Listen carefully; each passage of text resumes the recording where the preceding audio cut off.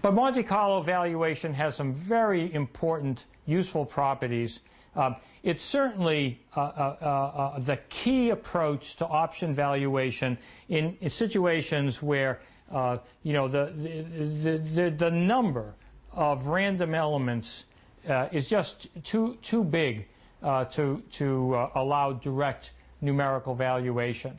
This doesn't happen as often in the equity markets as it does in the fixed income markets, and a situation that you're probably all quite familiar with is when you are generating interest rate paths to evaluate single premium deferred annuities or mortgage-backed securities. But you could just well imagine the enormous number of paths potential that one could potentially have in a interest rate model, say a 30-year interest rate model. How do interest rates evolve?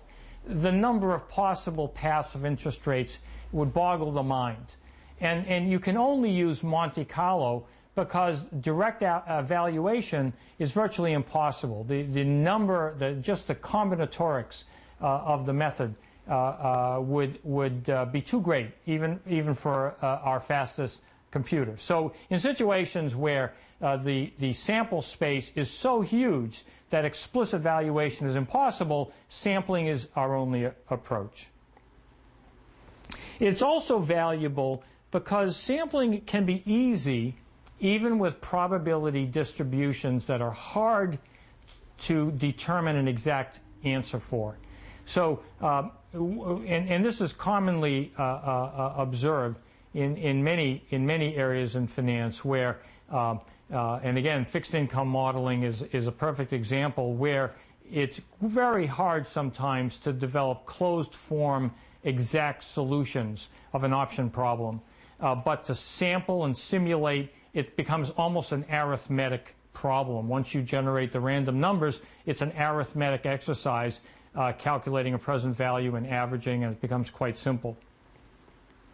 And then the final time when it's very valuable is when, as I mentioned a couple of minutes ago, if you have a payoff function like an Asian option where the payoff depends on the path, well, a binomial lattice cannot be used because we simply don't know at any expiry time what path to use. There are many paths that occur that end up at the same stock price. Which one do we use for an Asian option?